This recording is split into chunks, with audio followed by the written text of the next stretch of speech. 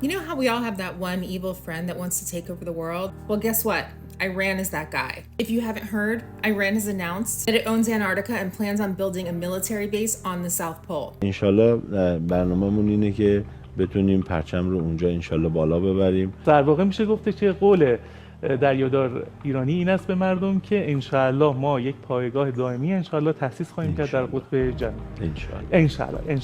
Now, is this even possible? Long story short, Antarctica isn't owned by anybody. There's an Antarctic Council that has representation from a bunch of different countries, and the official statement of the council is that Antarctica is only supposed to be used for peace and for science. And so with this in mind, what does Iran want to do with the South Pole? Iran has stated that its mission is to build a base because it's the best place to test ballistic missiles. Oh, and also to do some science. They did remember to say that. و اون تیم چون اونجا به هر حال هم کار صرف نظامی نیست، کار علمی باید بشه. بله.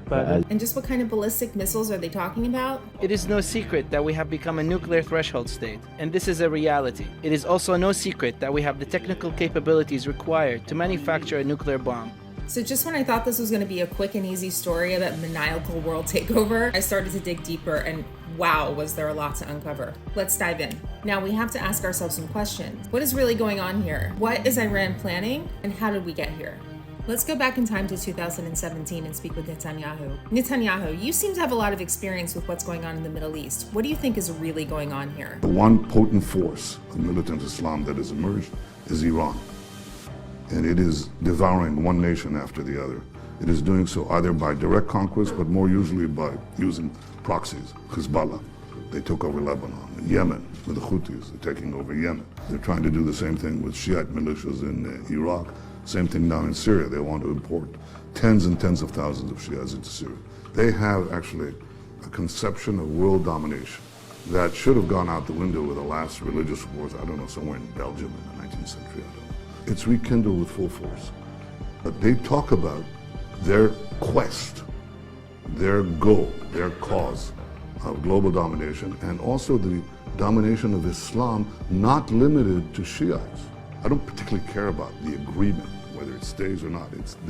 It's preventing Iran from acquiring nuclear weapons and the means to deliver them. That is what I look at. But I think we must do it, because if not, within a few short years, we'll have not a North Korean situation, but something infinitely more dangerous, a global cause of domination, of irrational ideology, armed with an arsenal of nuclear weapons, by a country that has the GDP, 30 times the GDP of North Korea. Thanks, Bibi. So that was 5 years ago.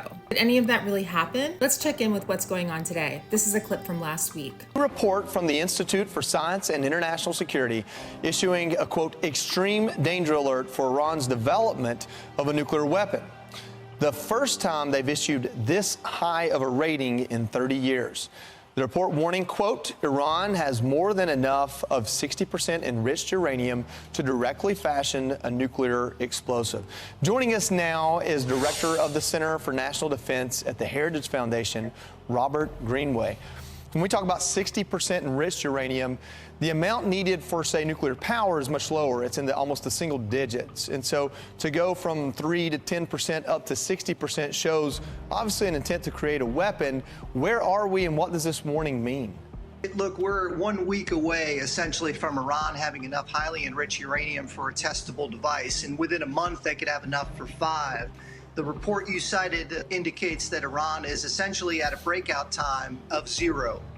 And so we may have very little warning before they're able to conduct the sufficient tests. And so we're at a point in which we really need to consider the fact that Iran may become a nuclear power. And is there anything other than bombing enrichment facilities and facilities in Iran that would prevent them at this point from becoming a nuclear power?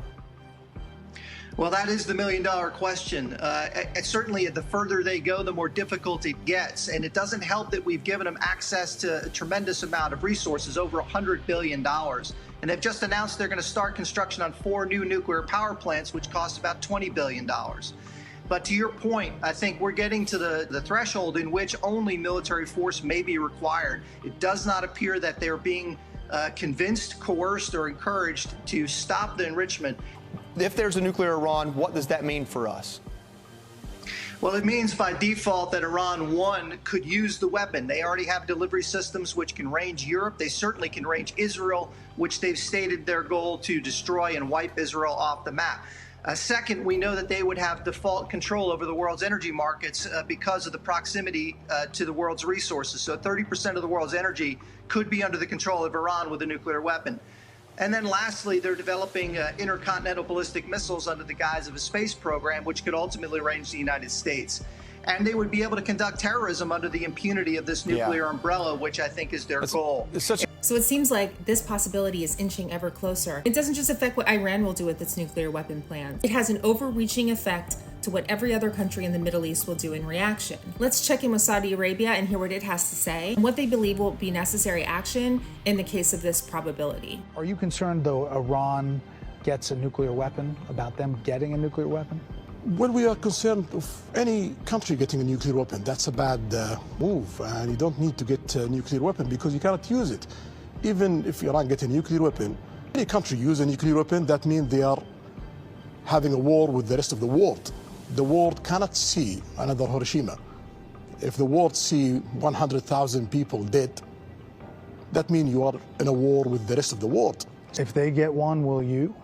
If they get one, we have to get one. So now we're talking about a fully nuclear Middle East. Can't we just undermine any of Iran's nefarious nuclear plans by destroying their operations and infrastructure? Maybe not. Over the last 2 years, there's been a series of tunnels constructed in a mountain near the Iranian nuclear site at Natanz. Now, these tunnel systems are really worrying both non-proliferation experts as well as intelligence analysts who've been monitoring the construction for years via satellite photos. We compared the two entrance and exit of the underground facility, which we know the actual height, the elevation of those at the mountain. And this underground facility we estimate to be anywhere between 80 and 100 meters below ground. The depth of the facility is a concern because it would be much harder to destroy using conventional weapons, such as like a typical bunker buster bomb. And so the Iranians are trying to build resiliency into their program, and it's evident here. For its part, Iran says that its nuclear program is peaceful, that it follows and complies with the orders of the International Atomic Energy Agency, and that it does not seek to build a nuclear weapon. However, over the last couple of months, we've heard Iranian officials increasingly talk about their ability to build a bomb should they choose to do so. ما توانایی ساخت بمب اتمی رو داریم. ببینید ما همه آستانه‌های علم و فناوری هسته‌ای رو داریم. Even the UN, and yes, that UN, is on high alert because of their lack of transparency. The head of the United Nations nuclear watchdog warned on Tuesday that Iran is not being, quote, entirely transparent regarding its atomic program. If Iran wants to have a nuclear power program, as they have, they can, and rightly so, no problem with that. But they have to have a system of inspections which is commensurate with what they are doing, and they keep not giving the answers and the cooperation that they should be extending to the agency. And so what does this mean for Israel? Perhaps the greatest challenge Israel and the United States face at this time together is the Iranian nuclear program. Let there be no doubt. Iran does not strive to attain nuclear energy for peaceful purposes. Iran is building nuclear capabilities that pose a threat to the stability of the Middle East and beyond. Iran is the only nation on the planet publicly calling, plotting, and developing means to annihilate another nation and members of the family of nations, the State of Israel. Israel has no border with Iran. Israel has no resources contested by Iran. Israel has no conflict with the Iranian people. And yet, the Iranian regime, together with its proxies throughout the Middle East, is aiming and working towards destroying the State of Israel, killing the Jews, and challenging the entire world, the entire free world. Allowing Iran to become a nuclear threshold state, whether by omission or by diplomatic commission, is unacceptable. And what does Biden have to say about it? The United States is clear. We will not allow Iran to acquire a nuclear weapon. You sure about that, Biden? I pray that you are right and that there are some behind the scenes moves that I'm not seeing. Because it seems like it is happening and it seems like the U.S. has helped. 5 American citizens tonight are on the final leg of their years-long journey to freedom. Just hours from now, the prisoners who were wrongly detained inside Iran will arrive back in the U.S. It took months and months of secret diplomatic talks. And here's what we know about the high-stakes deal. The U.S. released $6 billion of frozen Iranian oil funds and let 5 Iranians who were facing charges for nonviolent crimes walk free. Republicans tonight are voicing concern about the money headed to Iran, a state sponsor of terrorism. That's what the date is. 3 weeks before October 7th. Critics of the hostage diplomacy worry the regime will now, as part of the deal, have access to $6 billion worth of unfrozen Iranian oil assets held in a restricted account in Qatar. These monies can be used to support terrorist organizations, Hezbollah, Hamas.